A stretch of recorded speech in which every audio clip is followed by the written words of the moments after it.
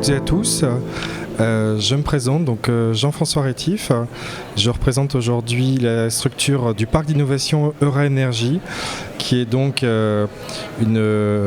comme ce nom l'indique, un outil territorial pour accompagner les grandes disciplines qui constituent le projet de Dunkerquois autour de l'énergie, de l'écologie industrielle, mais également de l'économie circulaire. Donc nous sommes présents aujourd'hui avec tous nos partenaires et je remercie Étienne Pourchet également d'être présent avec nous aujourd'hui ce jour pour aborder ensemble dans toutes les grandes thématiques de ces transitions qui s'opèrent sur les territoires et notamment sur le nôtre, d'aborder ensemble le projet des EMR, même si aujourd'hui la représentation de ces activités sur le littoral et d'une manière un peu plus générale sur la région des Hauts-de-France est à ses tout débuts. Le vrai grand projet structurant pour nous demain, ce sera surtout le projet de plateforme offshore éolien dont le lauréat sera choisi très très prochainement pour l'implantation au large de notre littoral.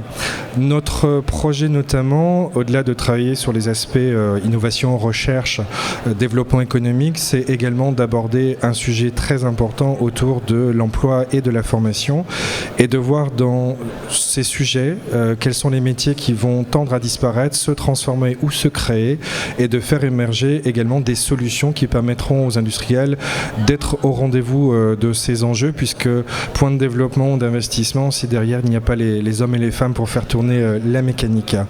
Donc je vais rapidement passer la parole à Étienne par rapport à tous ces projets pour illustrer justement, parce que je pense que notre premier devoir en tant qu'institutionnel ou partenaire ou industriel, c'est surtout d'y voir clair, c'est-à-dire qu'on n'a sans doute aucune certitude dans les chemins abordés. Par contre, il faut qu'on arrive à matérialiser des outils d'aide à la décision pour essayer de comprendre un petit peu ce qui se passe et d'essayer de choisir les moins mauvais paradigmes, projets, problèmes, pour essayer d'être au rendez-vous donc, de ces projets industriels. Donc merci Étienne de votre présence et puis d'illustrer au travers des résultats des observatoires de l'énergie de la mer, de voir ce qui se passe sur ce champ très particulier des EMR. Voilà.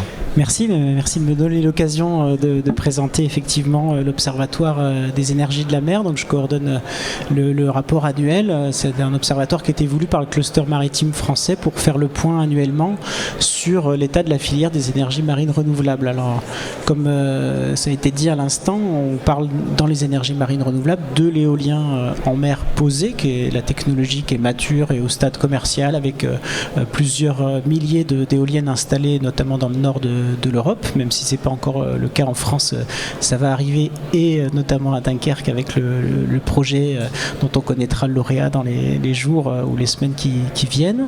Mais c'est aussi dans les EMR d'autres technologies qui sont à des stades plus ou moins avancés, notamment l'éolien en mer flottant, donc qui n'est plus posé sur le sol, mais qui est stabilisé sur un flotteur où on a différents types et qui est aujourd'hui au stade pré-commercial, c'est-à-dire qu'on a des fermes pilotes avec plusieurs machines qui testent ces solutions-là. Et puis d'autres technologies comme l'hydrolien, comme le houlomoteur, comme l'énergie thermique des mers, qui sont à des stades de prototype où on essaye d'utiliser toutes les sources d'énergie venant de la mer. Donc dans le rapport de l'Observatoire, on observe le développement de toutes ces filières technologiques sur le sol français à un moment donné, et on va montrer donc les principaux indicateurs en termes d'emploi. Donc ça a été dit, on y reviendra en particulier, mais aussi de chiffre d'affaires et d'investissement pour montrer comment la filière se développe. Donc, dans les chiffres qu'on a pu présenter cette année dans notre rapport, il y a une émergence de la filière en France. On est au début de l'aventure.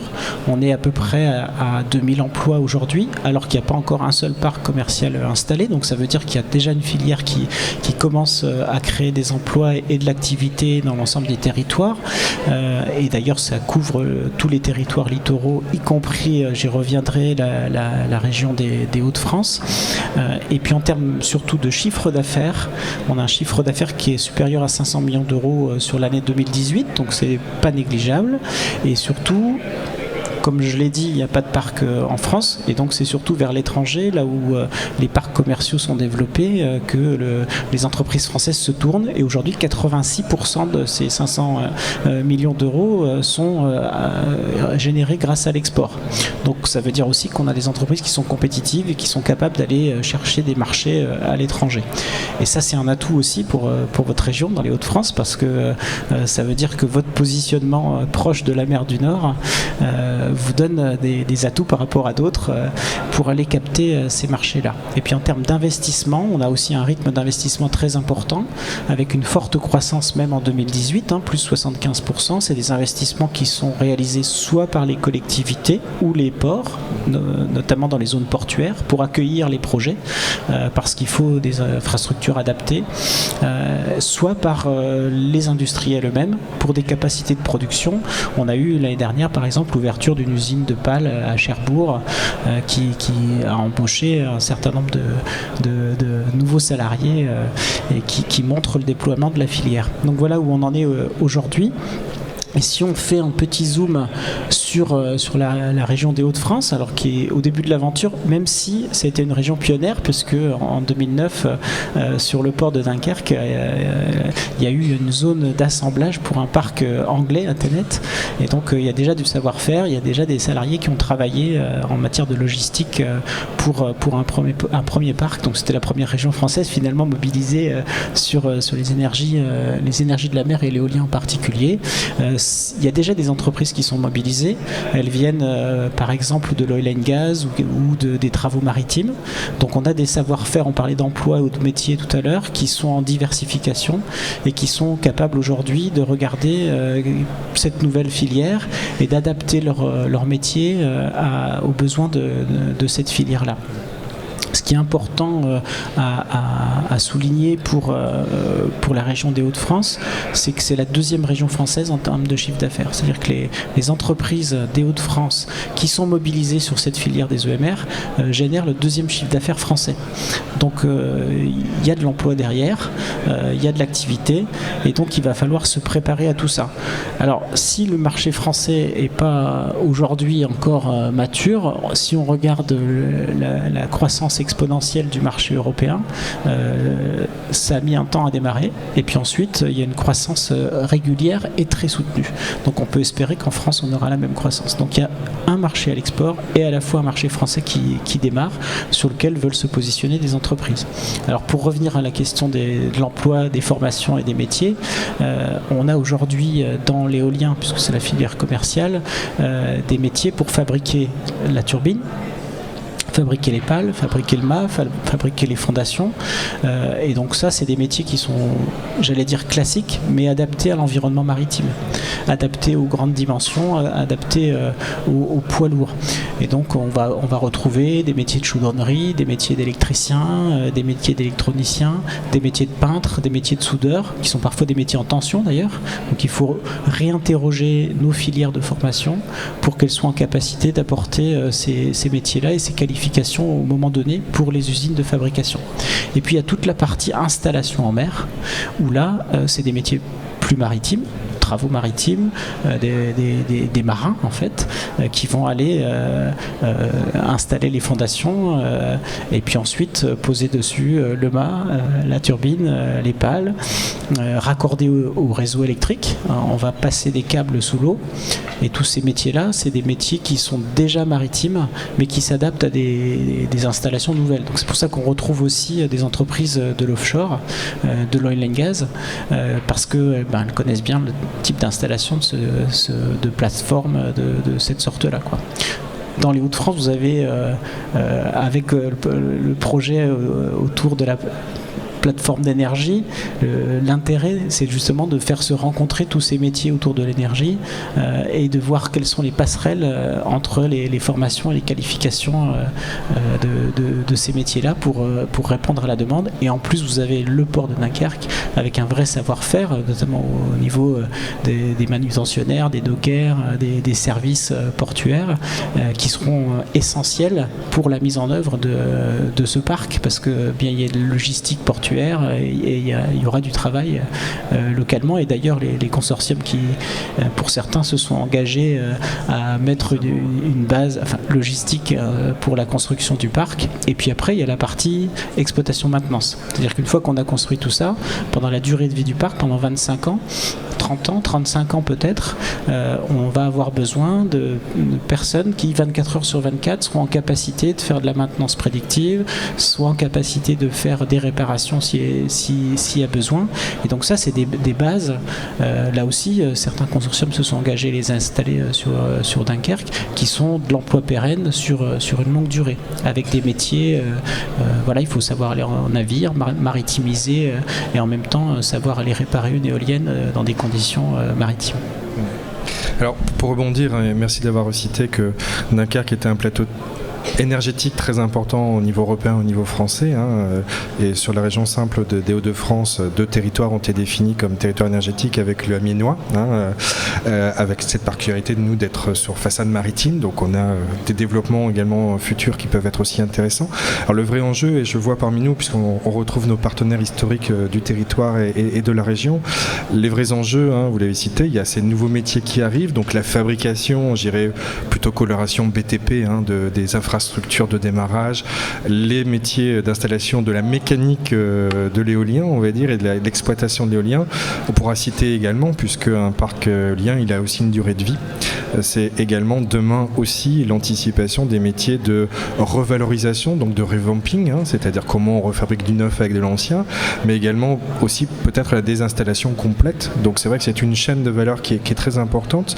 Alors dans nos relais partenaires, je les vois parmi nous, on a Pôle emploi, on a aussi Entreprendre ensemble, qui sont des gros acteurs du territoire, qui réfléchissent avec nous sur ces nouvelles ingénieries, parce que pour la plupart des métiers, on peut les connaître parce que ce sont des métiers existants qu'il faut réhabiller éolien offshore, notamment les métiers de la maintenance industrielle, qui peuvent très très bien trouver une prolongation sur ces métiers de l'éolien offshore, mais il y a aussi toute une palette de métiers qu'on ne connaît pas aujourd'hui, notamment ceux qui sont impactés par, je dirais, un peu le numérique, les activités de monitoring, notamment, qui seront associées également à ces métiers-là.